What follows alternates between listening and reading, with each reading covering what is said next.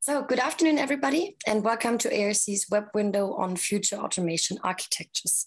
My name is Anne. I'm the moderator for this 30-minute session today. And just shortly before we are going to start, we would kindly like to invite you to ask your questions in our Q&A session at the end of this webinar. We really would like to hear from you and would like to include your voice in this conversation.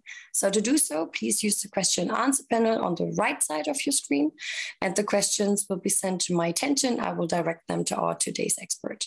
So without any further delay, I would like to pass over the word to today's expert, David Humphrey. David, do you hear us? Yes, thanks very much, Anne. I assume you can hear me and see my first slide? Perfectly fine, everything works. Great. Okay. Well, first of all, thanks for joining us today. I'm going to try to keep this down to the promised 30 minutes. It's hard for me sometimes because this happens to be my favorite topic that I cover at ARC. That's taking what I've learned through 30 years of career experience and looking into the future to figure out what is going to happen with the automation architectures that we've gotten used to over decades, and how is the current technology and how will future technology change these? Is everything going to be software defined in the future? Is everything going to be virtualized? Thanks. Switch to the next slide. There we go. What I'll talk about today is a few of the drivers, what's causing this change, this evolution in automation architectures. I shortened the presentation a little bit. I'm not going to talk about the edge. That's a part of it, but just in the interest of focusing on the topic, we'll skip that. What I want to get to is in the heart of the presentation is really the main focus is a few scenarios of how architectures might look in the future. I want to talk about some of the IT influence, like hyper-configured infrastructure and software-defined everything that is influencing this. And then I want to show you a couple of examples of companies that are actually doing this, that are maybe some of the pioneers in this area. For a long time, for decades, we hid ourselves from the influence of the what I call the commercial IT world. We always used proprietary architectures, proprietary networks, proprietary everything, because we thought we needed special invented here technology to solve our automation problems. That's changing, really. The advent of Industry 4.0 10 years ago now, the initiative of the German government started to push our industry in the direction of becoming more and more IT-like, using more and more technologies that are tested and proven. And even though they come from another world, the world of commercial IT, it's probably okay to use them. In general, there are more and more functions in everything outside of our industry that are becoming software-based. Hardware, on the other hand, is becoming more and more standardized and commoditized. That's good news for the end users. That's maybe some bad news for the big suppliers, because they make their money from selling this hardware. But we'll see at the end maybe if there's some solution for them as to how they can stay in business. Virtualization is the technology that is helping us to consolidate a lot of the software that is spread out in different locations onto common hardware. And finally, I'm not going to go into the industrial edge too much, but the edge is where it's happening right now. The edge is where we're connecting our traditional automation systems to the outside IT systems of the world, and basically opening the gateway to let the technology flow in and change our world. So in the future, how might we automate? Well, let's take a quick look at the past. Let's go back when I used to program PLCs, 1995. This is what a typical machine looked like. We start at the top left and go clockwise. We have a washer, inspection conveyor. What else do we have? A fruit mill. I don't know what a hot brake tank does, but a pulper makes it sound, and mixing makes it sound like some sort of juice thing. I think we're making orange juice here. And if we go down to the bottom half, it looks like we're bottling that orange juice. So a classic application. What we typically have is that each of these machines is delivered from a different machine builder. Or maybe one machine builder delivers 3 machines, or maybe half the line. But in any case, the machines are typically from different companies. So the end user says, all right, we want all of you to deliver a machine, and you have to use this PLC. So this PLC, maybe this operator panel, and we're going to connect everything with the pink cable. But don't worry about it, because we'll have the integrator integrate everything as soon as the machines are installed in the factory. Then we'll connect them all together and maybe collect a few values out of each PLC for a display. So this is the way things looked. The black rimmed boxes there are industrial PLCs that have level 2 or 3 applications. These are typically non-time critical functions like MES or some sort of quality control management. This is extra software delivered with the machine by the machine builder, and so it has someplace to run. It's delivered maybe on an industrial PC with a machine. So now let's make our jump into the future from 1995 until today. And this is what we pretty much have today. If you didn't notice it, I'm going to go back. The difference is, if you have a color monitor, is that the architecture is pretty much the same. The only thing that is really different is the network we used. We've gone, in that case, maybe from Profibus to Profinet. But the idea that we have these PLCs distributed out on the machines because the machine builder builds a single machine, puts his PLC on it, tests it, and sends it. That's the business model. That's the way we work today. So my point here is that there's not been a lot of change in 25, maybe even closer to 30 years. Now, what would happen if we started to apply some IT common sense to this kind of architecture? It might look like this. Imagine at the end of the line, instead of a line PC, we have what looks like a couple of servers. And I see 3 there. So maybe they're backed up. Maybe I have my IT guys that have a certain amount of redundancy built in to guarantee a certain amount of uptime. What if we moved all of that software, not the PLC stuff? I'm talking about the software that's delivered with a machine that has a certain function. What if we took some of that off the floor and consolidated that into the server? What we'd be doing is cleaning up the floor, having less hardware operating in the harsh environment of machinery on the floor, and we'd be taking that software and putting it into the hands of people who know how to work with software. In other words, people that have titles like IT admin, that are used to managing software as the asset that software is, and not automation engineers whose main focus is to make sure that the machine is running, is performing its function, that quality is being maintained at a certain level, that the PLC is running, but not necessarily making sure that updates have been taken care of, firmware or software updates, and who also has a bunch of different PCs with different operating systems, for example, to manage and maintain. The IT world has been doing this for decades. Taking applications like this and consolidating them in a single place so they could be managed properly. And as we know, sometimes the servers aren't located on premise, they're in the cloud. I'm not going to go that far as to say that everything in manufacturing in the plant has to be put in the cloud, but it's certainly possible. It shouldn't make a difference to a lot of manufacturers who aren't comfortable with that. It does make a difference. So what if we went one step further? And this is where the breaking point is actually, this goes too far for some people, but if we can take non-critical software off the machines and do a better job of managing it, what if we took the time-critical software, in other words, the PLCs, off the machines and put them into a server? This sounds new. It's actually not new. I mean, we've had the soft PLC for about 25, 26 years now. They're not very popular. They never really took over the hardware PLC like we thought they would do back at the time. But we do have the experience of running PLC code on a PC connected to the network, to the IOs, to all the other machines. And then you have the scenario that you see here. There's something really different about it. So today we won't really run a software PLC. We would take a virtualized version of the PLC and run it in a container so that the IT people can be happy that they're using the latest technology, but it's essentially the same thing.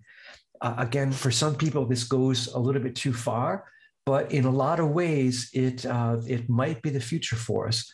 But and I want to talk about some benefits and also some of the problems that we might face with it. But let's take one step further just to see what we can do with maybe some of the rest of the infrastructure. Timing is really not a problem. The Ethernet that we use today, that was an example probably of Profinet. It's not exactly standard Ethernet, although it's pretty close. But we're gradually moving towards a model of the network that uses standard Ethernet, which we're not used to. Back in the 1980s, when Ethernet became more or less the standard in the commercial IT world, the industrial world looked at it and said, not invented here. It's lacking some things we need, like determinism. So we're going to invent our own networks. So that was the 1990s. And then another couple of years went by, and it's actually about 20 or 25 years before industry finally realized that Ethernet is a good thing, but we can't use it in its standard form. So we need to modify it. And that created all these different flavors of industrial Ethernet that we have. What we're moving towards today is back to a standardized version of Ethernet that has two things that we need, that we're lacking, that will allow us to do our determinism. One is speed and bandwidth. That's solved pretty much by really fast Ethernet that transmits in the gigabit per second space. And then TSN, time-sensitive networks. This is a standard timing mechanism that was introduced a few years ago that solves all those deterministic problems that we complain about for so many decades. Another solution is, what if we simply take the cable off and put everything on 5G? This is actually something that's coming. 5G is a really amazing thing. 5G, if you think of it in terms of private networks of 5G, that the individual end user sets up and configures and determines all the performance to make sure that nothing can interfere with it, then you can actually eliminate a lot of the cabling that goes to all these devices. So in a sense, this is nice. This will solve our consolidation problem. In another sense, 5G could actually drive the trend in the other direction and say, if we have such perfect, fast, and deterministic communication, why do we need to bring everything to a central location? Why not just leave it there where it is? Because the communication question is no longer a question. It's perfect with 5G. I'll leave that question to the subject of another webinar, but it's a good question to ask. But let's go back to what I call an IT-like architecture. In other words, what I described before, where everything is consolidated. What are the benefits of it? I certainly have lower capital costs. I'm using more commercial hardware and networks. That is immediately going to reduce my upfront hardware costs. I have lower maintenance costs because I have less hardware, and because I have good people that understand software that are looking after my software in one spot on that big server that's consolidating it. And that immediately makes it much easier to implement and manage cybersecurity, because we're borrowing the best practices from the commercial IT world and protecting our server and not trying to bolt on cybersecurity to each machine. Okay, let's talk about some of the IT concepts that are influencing it. I mentioned this briefly before. The IT people like to talk about hyper-converged infrastructure. And another way of saying that is software defined. So what I'm doing is I'm defining in software what used to be implemented in hardware. And this allows me to take a lot of functions that were sources of failures before, boards, small bolt-on devices. If I can implement their function in hardware, if I can implement it in software, I can save that hardware. And again, consolidate everything in a single place where it's easier to manage things. This is possible through virtualized computing using a hypervisor. There's something called software-defined storage to ensure the capacity for storing data. And there's even something called virtualized networking. In other words, a way of software-defining networks. We see that more and more in some of the architecture or infrastructure products out on the market, like switches. The benefits, again, are the simplicity by having less, reducing my costs, And also, I can increase my agility because if I'm running on standard hardware, I'm not locked into a walled garden or a certain type of hardware from a vendor. Everybody makes more or less the same architecture, and that allows me to choose the most economically attractive supplier for my hardware.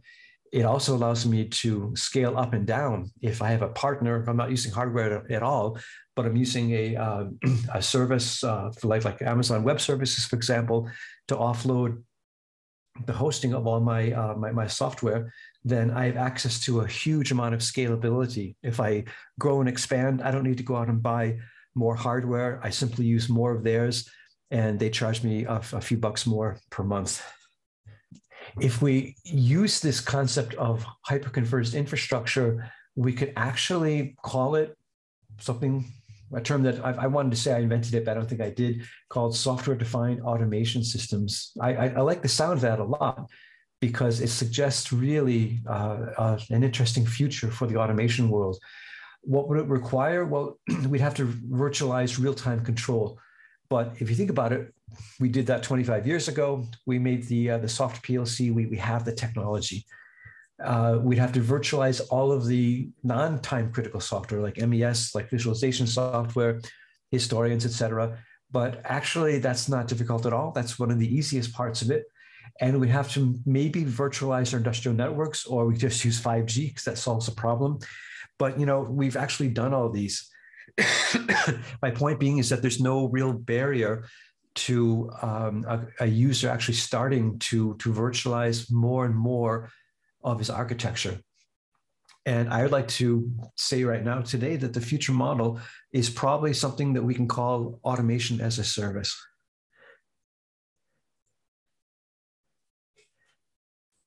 Now, what are some of the problems? I talked about the benefits. This is a great future.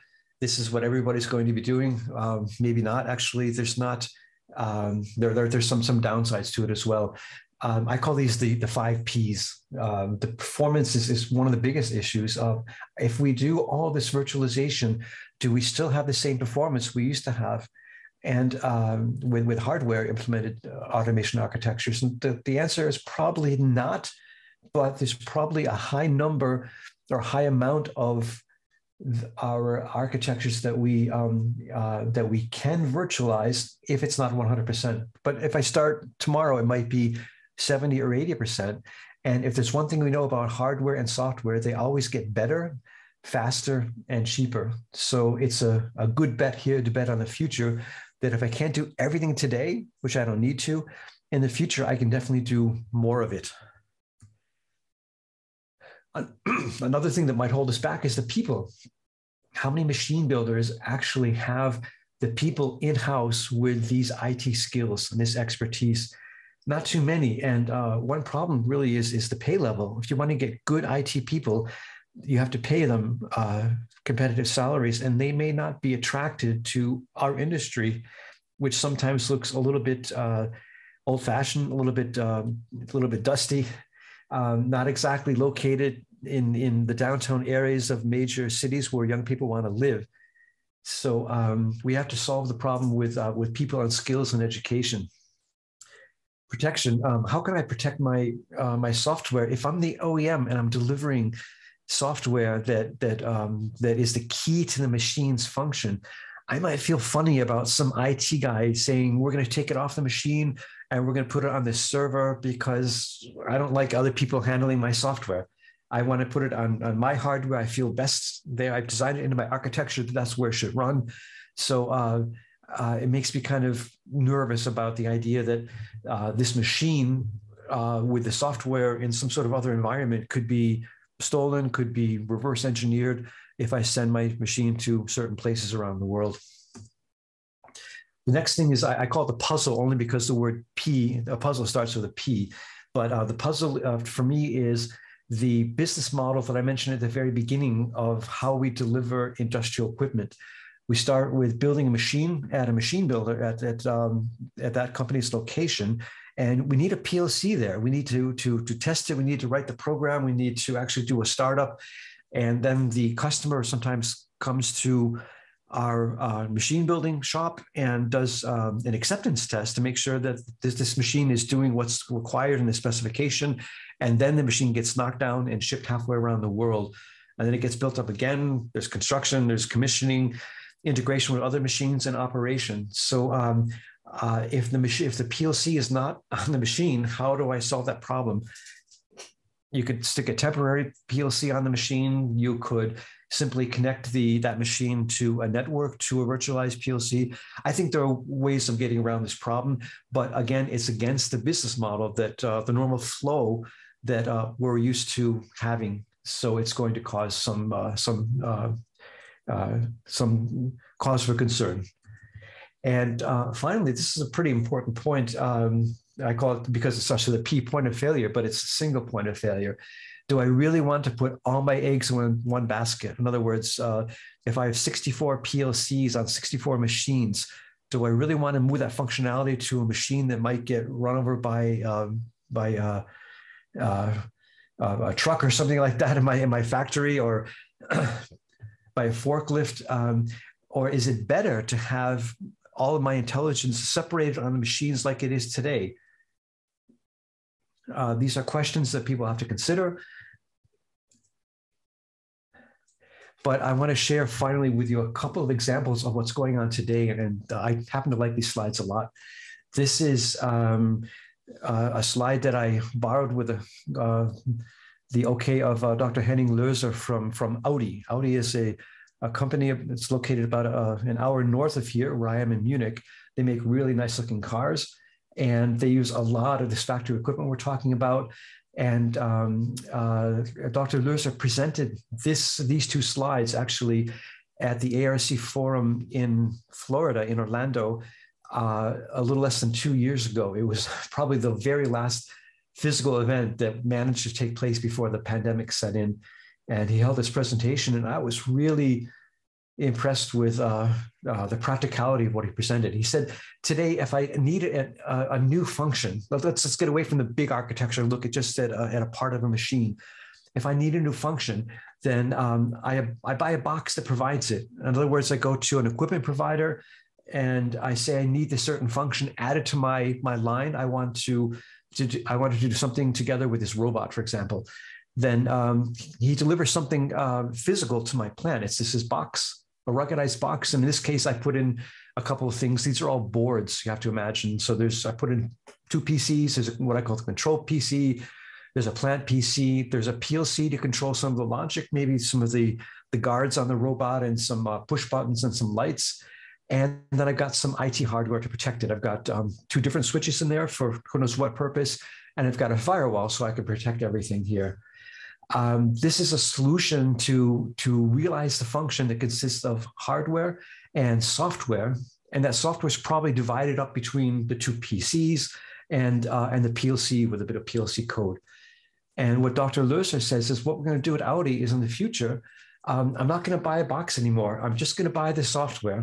I want that equipment provider to sell me the function in software. So where does it run? Well, I've got this standard unit that is used all over my plants all over the world. And I've got a couple of dozen of them in stock. So if I need them as a replacement part or for a new function, it's a standard unit. I pulled it out of the warehouse, I put it on the machine, and I load the software from the equipment provider into it. Everything, all the functions you see on the left are now realized in software on this single hardware platform. And that allows me to run anything I want. I can make this architecture known to any equipment provider, and he simply designs his software to run on the standardized box. And why is standardization good? Well, again, this is Dr. Löser from Audi saying what we have standardized is everything above the belt line, everything that is in the IT world. In this case, is labeled data center. Non-standard is everything that is in the shop floor. So the hardware, the software, down to the actual field I/O. And that's not good enough for today. What Audi wants to move to is this model that everything that is in gray is now standardized. That means that we move the standardization from the IT world down below the belt line to the shop floor. and even to the individual function level. Okay, one part of it is not going to be standard. That's the actual function that I'm buying. That's the part that's going to be unique, but the rest of it ought to be able to be standardized. So who's doing this? There's a company that does software-defined automation. They're so passionate about it that they name their company Software-Defined Automation. And it's a startup. And I've been following what they've been doing for a while. Basically, I'm just sharing with you a bit of their roadmap. What they're doing today is they're developing the environment to realistically do this, to realistically take the PLC and virtualize it. This is just some, I won't go over these in detail, but what they're doing is creating PLC twins in the cloud, so that there's a cloud entity that represents that PLC on the floor that can be duplicated. And they're working on generating the environment, the tools you need, the APIs to create the link to the enterprise world. What they plan to do in the near future is to improve security and resilience with virtual PLCs. A bunch of more technical things, about half of which I understand. The point of the slide is that they're working on it and they're developing. It's not something you can do overnight. You need a lot of things to be in place. You need layers. You need interfaces, and that's what this company is working on developing. Their goal ultimately is to enable what they call self-optimized factories that allow full loop learning from the sensor to the cloud to control. In other words, perfect connectivity within a virtualized world of software, and software. There's always going to be hardware, but the hardware should be in the background so that we can focus on what's really important, and that's the function that's implemented in software. This is just an example to show that there's an end user, a well-known end user, Audi, that is doing this and saying this is what we need for a practical solution for the future. And this is one tech company, a startup that is actually out there creating the tools and creating the environment for this. What are the takeaways? Things are evolving. What's happening is that architectures are gradually changing because we can no longer resist the temptation of what I call commercial IT.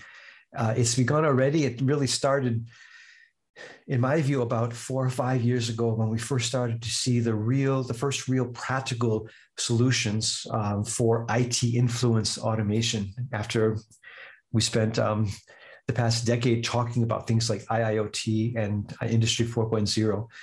The evolution is going to happen in both directions. There's going to be more consolidation, but this could also lead to more distribution of intelligence, like I said, as connectivity improves, as we have better tools like 5G for connectivity.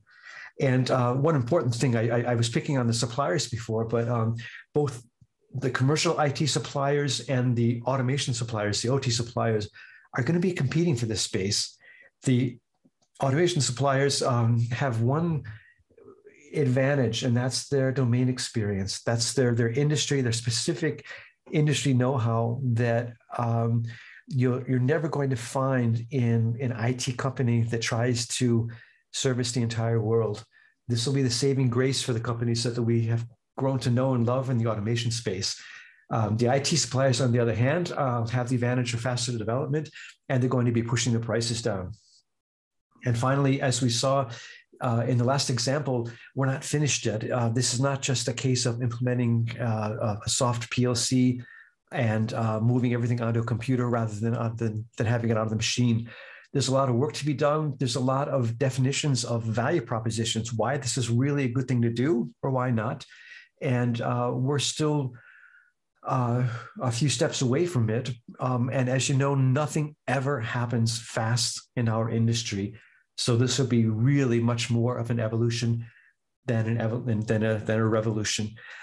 And with that, I'd be happy to take any questions.